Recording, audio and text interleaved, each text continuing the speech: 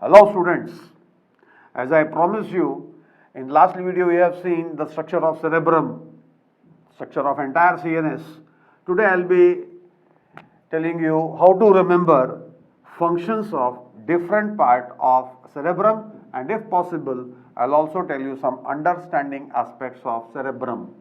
Cerebrum, basically it's a part of forebrain, the largest part of the entire CNS, that is forebrain is the largest one. In forebrain, the largest is cerebrum. So how to draw? The basic framework of the diagram remains same. You have to touch your pen and pencil, you have to make a curvature, and then you have to make curvature one here. You know very well, in earlier lecture I told you there are elevation called as gyrus, depression called as sulcus, and deep sulcus are called as fissures. The central fissure just now I have drawn, this one is gyrus and sulcus. We continue, and this one is known as parieto-occipital fissure. After that, here we have lateral fissure or sylvian fissure.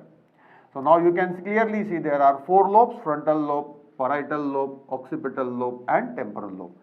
How to remember their function, that I'll be telling you. It's very easy basically to remember. This part which I am labeling right now is the area which control motor area of your body. Motor area, any area which is related to movement, movement of your tongue, movement of your finger, movement of your legs, forelimbs, hind limbs, these all being controlled by motor area. So this is motor area. Just in front of motor area lies premotor area.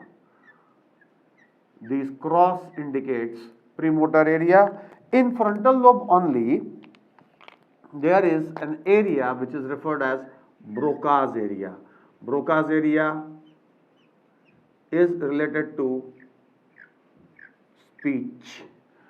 Then rest of the part directly, indirectly is concerned with function like memory, intelligence, thinking, analysis, association, reasoning, and personality.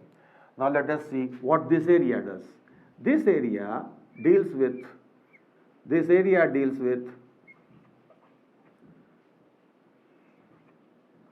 sensory area, somasthetic area. So parietal lobe is somasthetic area. It perceives sensation like pain, pressure, pleasure, touch, and temperature. Next one, let us see about occipital. This occipital area is this one. It is center for vision. This entire area controls visual area. Whatever you see, it gets registered here. Histologically, the structure of brain is different, which I'll be letting you in our next video. Our span of attention is very less, therefore I have decided to make shorter version of these videos. And this one is your area which is concerned with audition, that is auditory area. So this is auditory area. Smell and taste lies somewhere here. One interesting area, one interesting function of cerebrum, that is sensory speech area, lies somewhere here. This part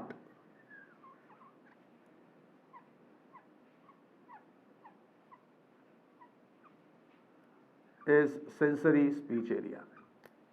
So I'll label them one by one.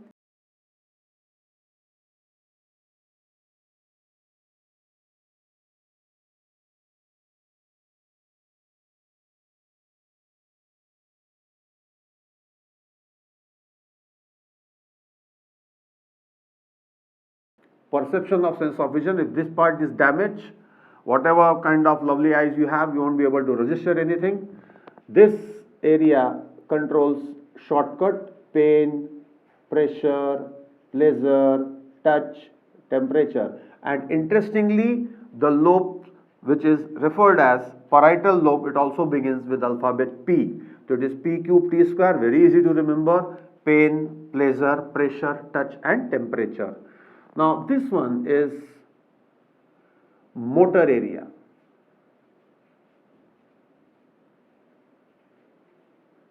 Motor area controls movement of your voluntary muscle, and this is referred as premotor area.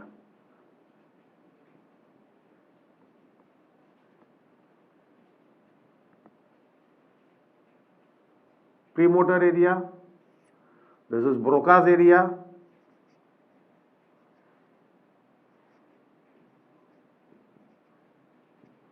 And this area controls memory, intelligence, thinking, analysis, association, reasoning and personality.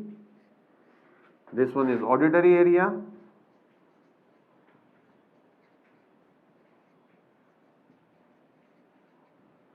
This control smell and taste.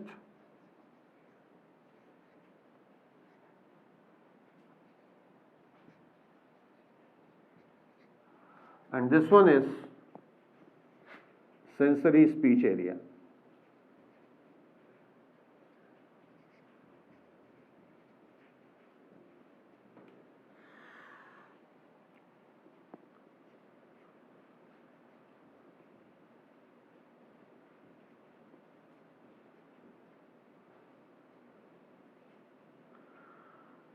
Motor area, somatic area, pain, pressure, pleasure, temperature and taste is controlled by parietal lobe. Sensory speech area, it lies at the angular gyrus, that is angle of temporal and parietal lobe. Visual area lies in occipital lobe.